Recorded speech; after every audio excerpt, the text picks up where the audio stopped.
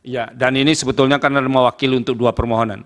Jadi waktunya bisa ya diasumsikan 2 kali lipat. Silakan. Saudara saksi, pekerjaan Anda apa sekarang? Saya adalah staf dosen di Institut Teknologi Bandung dan Kaprodi Sarjana Teknik Informatika, ITB. Oke, silakan. Baik, selamat siang, terima kasih para majelis hakim yang mulia. Mohon maaf nih ya kalau agak deg-degan, mohon maaf sekali. Karena berbeda dengan Pak Masudi yang sudah punya pengalaman. Baik, hari ini kami akan menjelaskan sedikit terkait dengan bisnis proses dari aspek teknis gitu ya. Karena saya menjadi security analyst di tim pengembang Sirekap 2024 yang ditunjuk oleh Institut Teknologi Bandung. Next.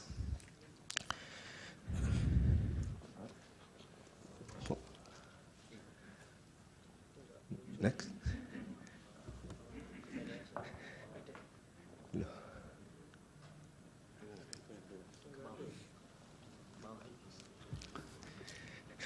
Ini PowerPoint-nya error juga. Pakainya Pak, PDF ternyata Pak. PDF.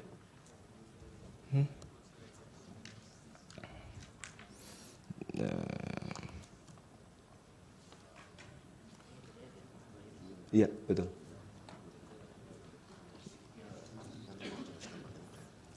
Baik. Mungkin bisa di-view di browser saja, Mas. Baik, ada hal yang menarik terkait dengan Sirekap 2024. Jadi bahwa dia melingkupi 5 jenis pemilihan, ya. Di situ terdapat dari 823 gitu ya. 226 TPS, kurang lebihnya seperti itu.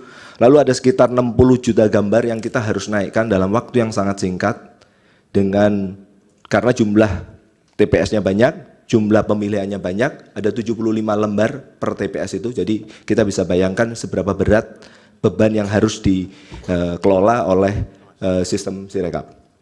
Oke. Nah, ada fakta yang menarik. Jadi pada akhir hari pertama pemilihan itu ada 29,07% TPS yang sudah mengirimkan data ke Sirekap.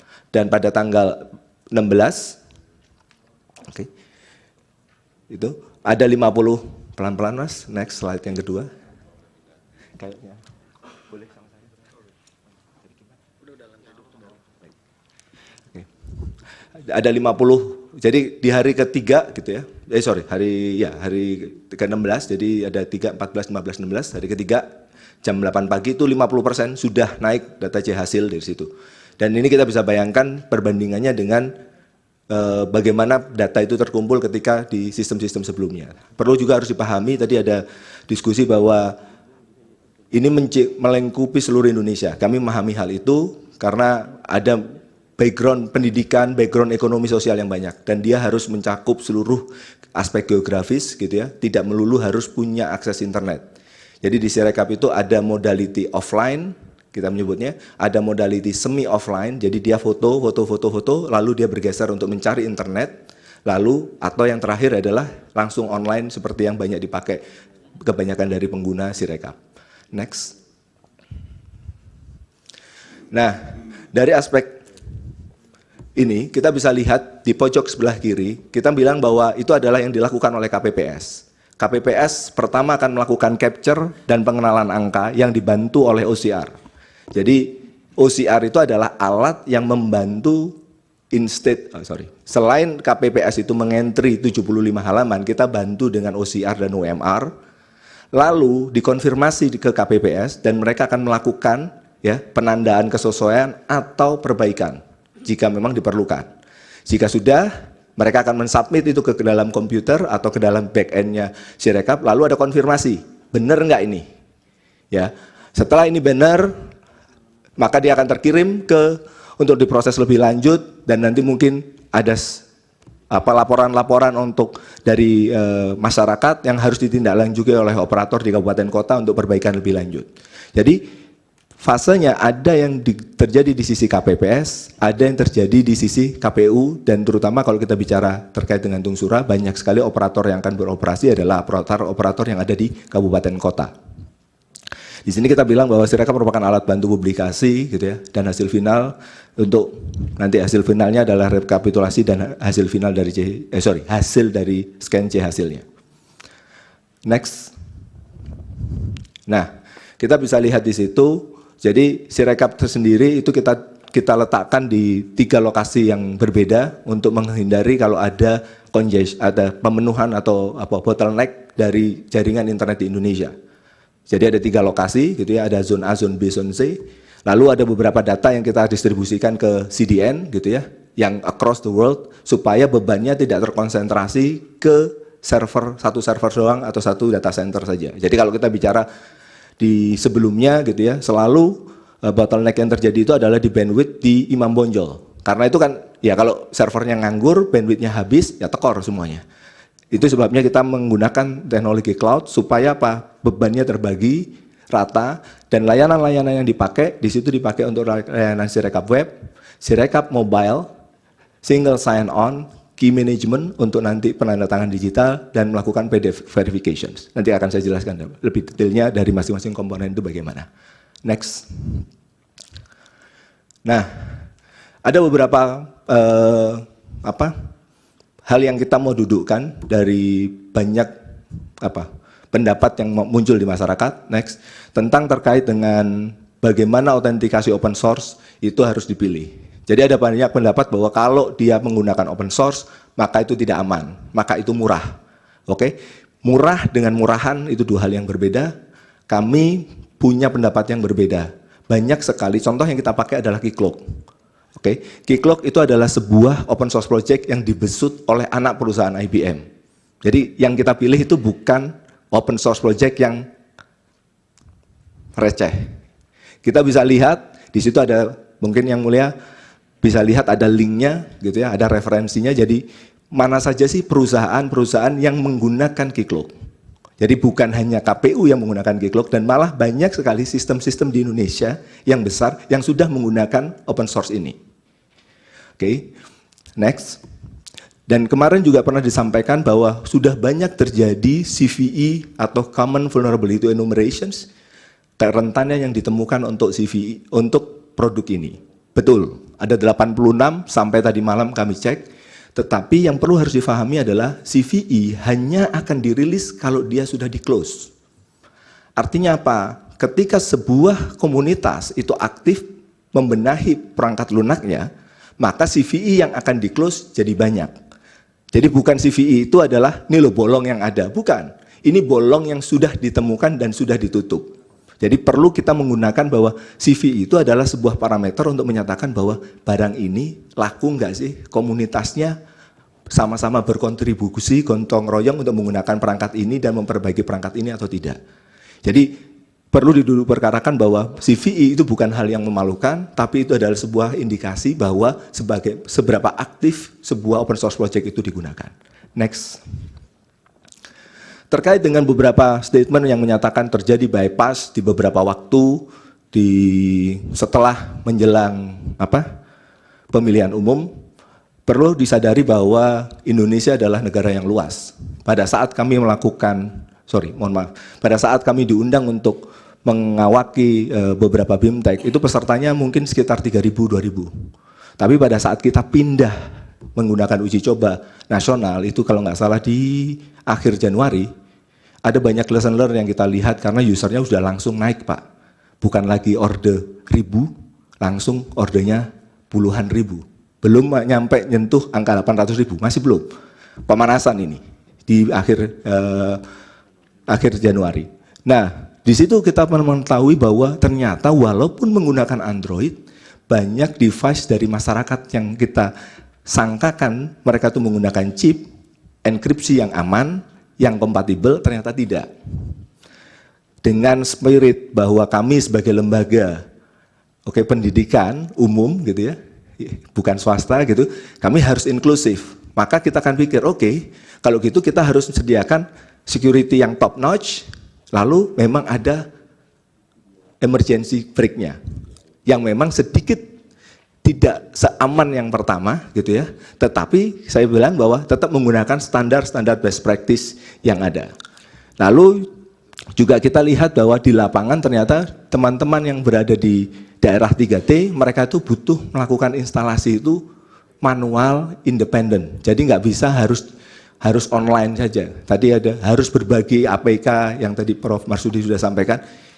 Nggak bisa mereka nggak pernah ketemu internet. Dan itu sebenarnya secara best practice security mungkin itu jadi catatan. Tapi ya kita fasilitasi hal itu supaya banyak KPPS bisa menggunakan, tapi kita mengamankan itu bagaimana. Seperti itu. Jadi hal seperti itu ada alasannya gitu ya, dan ini akan saya coba jelaskan. Next. Dugaan bypass security itu sebenarnya adalah ada namanya bypass signing. Bypass signing itu adalah ketika kita melihat bahwa sebuah dokumen ini itu adalah benar tulisan saya, maka kalau di dokumen fisik dia akan ditandatangani. Ketika tanda tangan basah ini atau tanda tangan digital ini adalah punya saya, maka ini asli. Ini yang kita sebut sebagai signing. Tapi ketika Android handphone tersebut tidak menggunakan chip enkripsi yang kompatibel, maka kita berubah metodenya menggunakan hashing. Artinya apa? Dokumen ini kita bungkus, kita seal. Sehingga apa? Kalau nanti ada yang ngubah, kita tahu nih. Karena apa? Seal-nya, itu akan robek. Jadi mekanismenya tetap menjamin integritas, tapi tidak lagi dengan tanda tangan digital, tapi dengan menggunakan algoritma hashing. Dan dua-duanya itu ada algoritmanya SHA-1 dan SHA-2, itu adalah standar yang kita pakai untuk HTTPS yang sampai saat ini kita pakai. Jadi bukan standar ciptaan kami, itu adalah best practice yang lazim kita gunakan. Dan bypass signing itu kita lihat di situ, kalau teman-teman download, statusnya adalah false.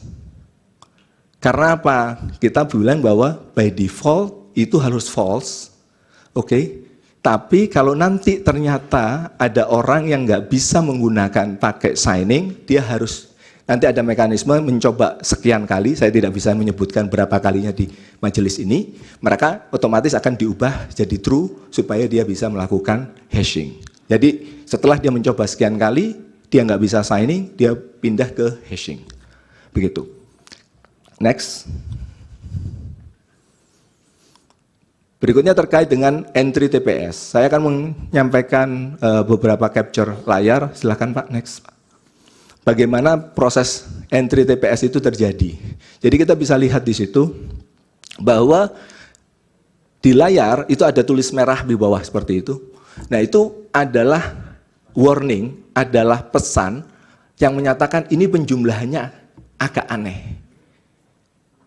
Tapi kita tahu bahwa secara yang kami pahami filosofi dari teman-teman KPU menyatakan bahwa bukan menyatakan ya, kami memahami filosofinya adalah si rekap ini mengcapture kebenaran yang mutlak ada di TPS.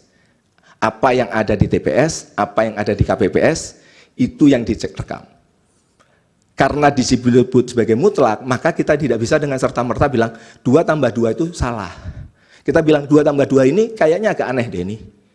Kita kasih warna merah. Karena kita tidak tahu apa yang terjadi di lapangan.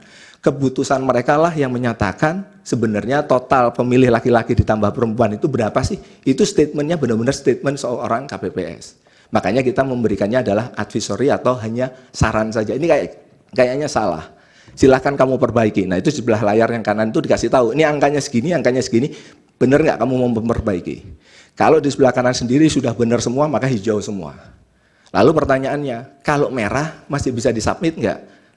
Nah, setelah kita kasih tahu pesan salah, kita berikan kesempatan untuk memperbaiki, maka kita akan kasih konfirmasi. Yakin nih, tetap mau disubmit seperti ini.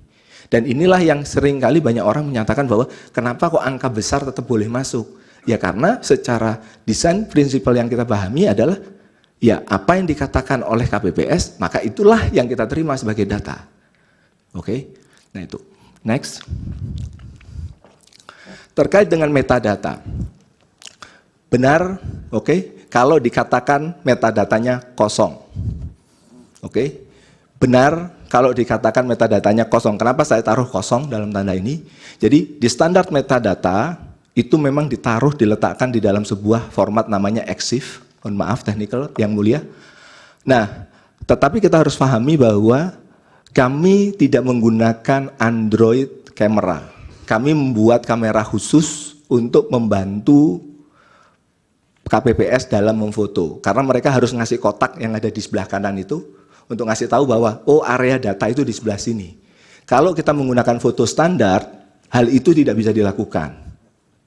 Kita membuat kamera khusus dan kamera ini tidak memberikan informasi yang melanggar privasi yang tidak kita butuhkan. Karena kita nggak butuh dia pakai handphone apa, kita nggak butuh. Kita tidak butuh dia aperture-nya lebar berapa, ISO berapa, saya nggak butuh. Karena kita bukan akan melakukan itu. Yang kita butuh adalah apa? Signature-nya berapa. Next mas. Dan itu kami letakkan, untuk pertama kali kami sampaikan, itu akan diletakkan di bagian akhir dari dokumen. Bukan sesuatu yang rahasia, tapi memang kita simpan kalau ada yang nanya. Gitu ya. Signatures ya diletakkan pada posisi terakhir file dan bukan pada EXIF. Jadi di sebelah kanan itu, oke, sebelah kanan mas, oke, kanan, ya, oke, di kanan itu akan terlihat tanda tangan atau sertifikat, ya, yang kita sebutkan benar nggak sih, yang namanya gambar itu dikirim dari handphone itu. Itu ada tulisannya KPU sekian Indonesia, siapa namanya dan kawan-kawan. Jangan dicari di EXIF. Kenapa kok tidak ditaruh di EXIF? Ya karena itu tadi standar, itu yang pertama. Yang kedua, EXIF itu kalau dikirimkan lewat foto, dikirimkan lewat WA, dikirimkan lewat Google Drive, kalau memang terpaksa atau email, itu akan di-scrap EXIF-nya. Dan seringkali kami itu menganggap ada banyak miskonsepsi yang saya pahami bahwa seolah-olah metadata itu tidak bisa diubah. Metadata bisa diubah, seperti halnya data yang lain. Saya bisa bikin foto, terus saya tulis Nikon FM2. Yang orang fotografi pasti ketawa, nggak mungkin ada foto digital yang metadatanya Nikon FM2, karena itu 50 mm. Oke, next. Jadi ada di situ dan ada address-nya, dia harus di-reference kemana dan kawan-kawan. Selanjutnya, ini ada juga contoh metadata, gitu ya. Kalau ternyata dia modelnya hashing, tadi kan saya sampaikan ada modelnya signing, ada modelnya hashing, turun sedikit mas. Nah itu lebih kecil datanya dan tidak karena hanya membuktikan itu kalau data di atasnya diganti pasti itu rusak, pasti tidak cocok lagi, hashnya yang ada di bawah itu tidak cocok lagi.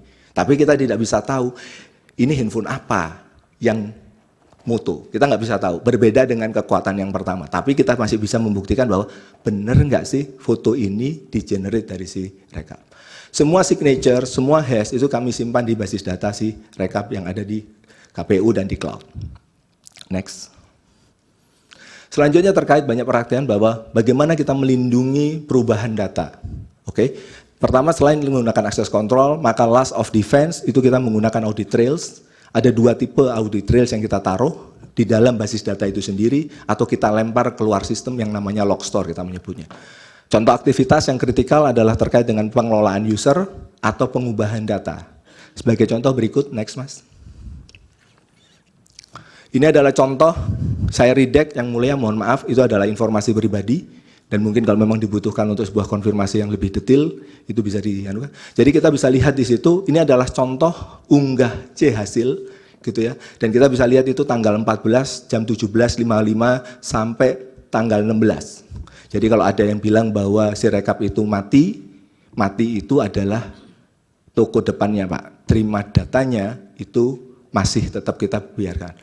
Oke, jadi kita harus lihat bahwa si rekap itu ada orang store data, ada orang lihat data. Kita bisa saja mematikan untuk store data, untuk melihat data, karena apa? Karena lagi kejar-kejaran membersihkan data yang katanya kotor. Ya, bukan katanya, memang kotor yang harus dibersihkan sama teman-teman KPU. Next. Ini unggah C hasil ini letaknya di luar di luar klaster Sirekap gitu ya, sehingga kalau nanti naudzubillah Sirekap itu kehack, maka log store itu berbeda klasternya dengan itu. Ini contohnya, kalau tadi terkait dengan orang ngirim, ini terkait dengan log kalau user itu melakukan perubahan. Ada catatannya, siapa melakukan apa, jadi berapa angkanya. Next. Dan perubahan ini juga kita catat di dalam basis data. Oke, ini ada contohnya. Perubahannya ada di berapa saja, jam berapa saja. Jadi satu data itu bisa diubah berkali-kali karena mungkin saja orang itu hanya ngelihat, oh ya cocok, save. Jadi karena petugas itu saking khawatirnya datanya salah, mereka tuh melihat hal yang sama berkali-kali. Yang mulia. Next.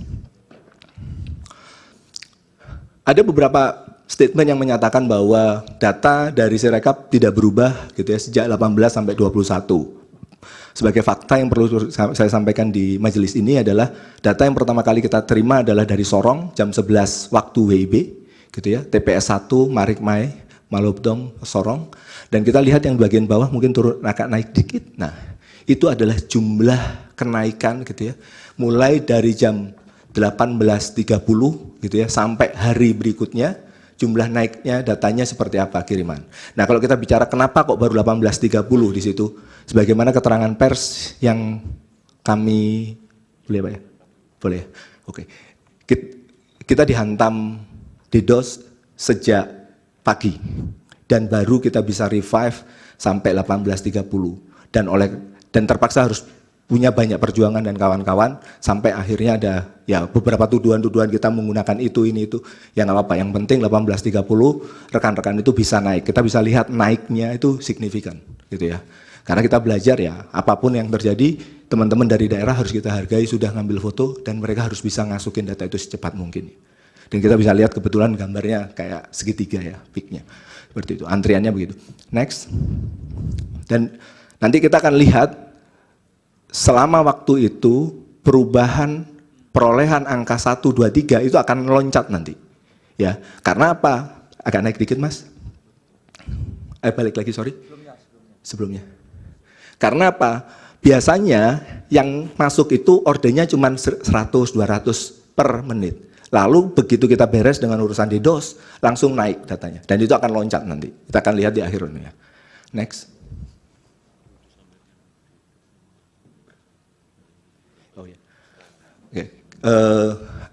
DDoS yang masuk dalam satu hari itu di awal pemilihan itu sekitar 2 atau 3. Pada waktu akhir rekapitulasi kemarin kita tuh dapat DDoS itu selama seminggu kayak minum obat 3 kali sehari.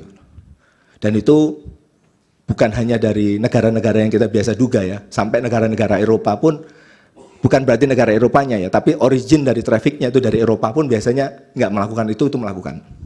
Ya tapi alhamdulillah ya Allah masih ngelindungin kita semua ya. Masih lancar ya Pak ya, rekapitulasi ngecek-ngecek gambar-gambar itu ya. Oke, alhamdulillah.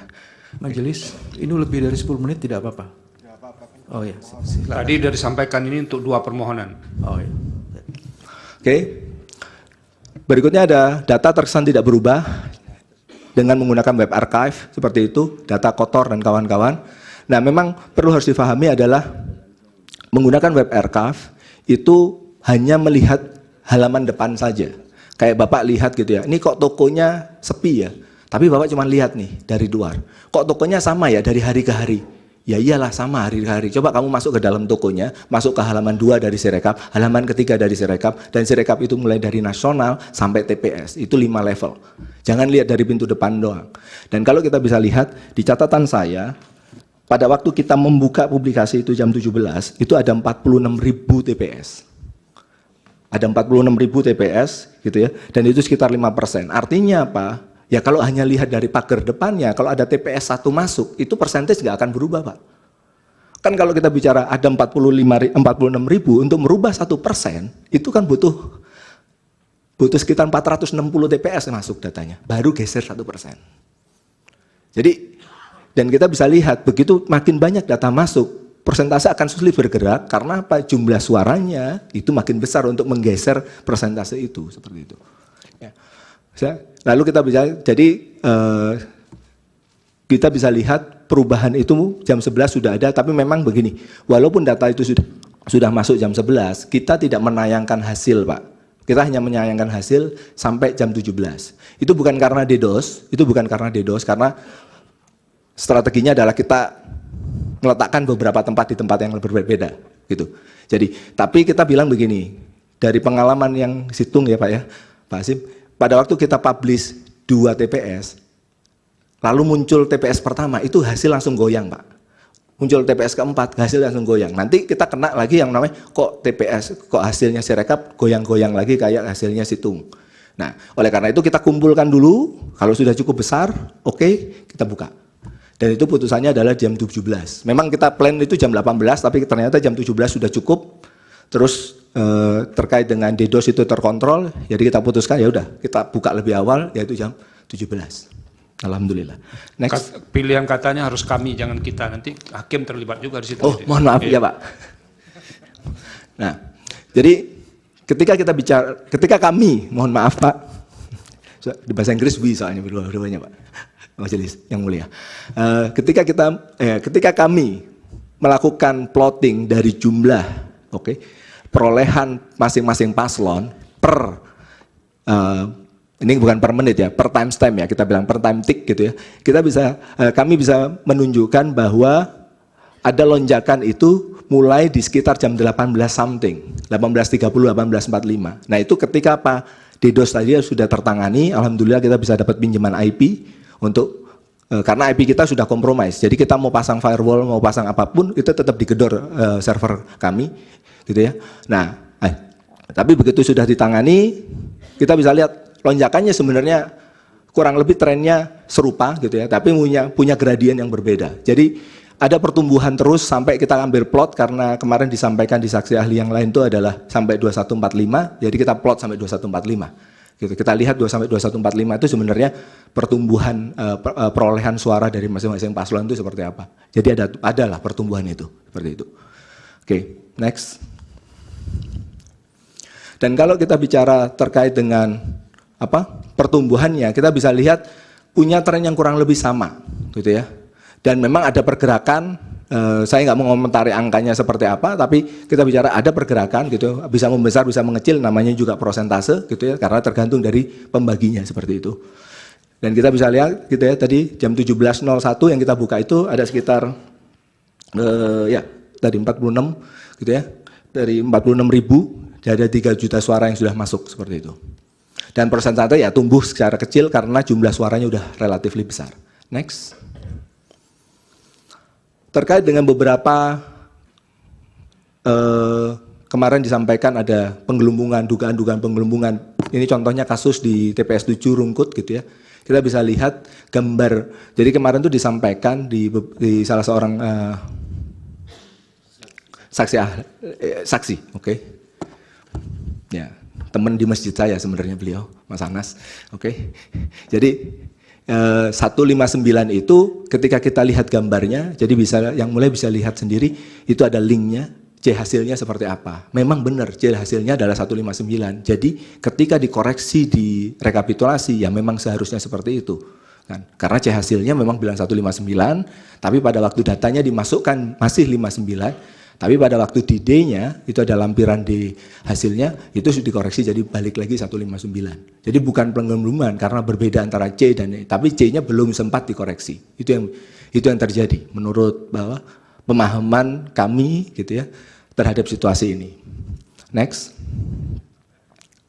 Ini adalah contoh, bukan contoh, ini ada di hasil dari yang bersangkutan itu ada TPS 7 di sebelah kanan sendiri, gitu angkanya jadi 159. Ya memang karena memang form C hasilnya, image C hasilnya adalah 159. Oke. Udah ya harusnya. Oke. Sudah. Cukup ya? Masih kuat berdiri? Masih. Ya, ini sesi tanya jawab.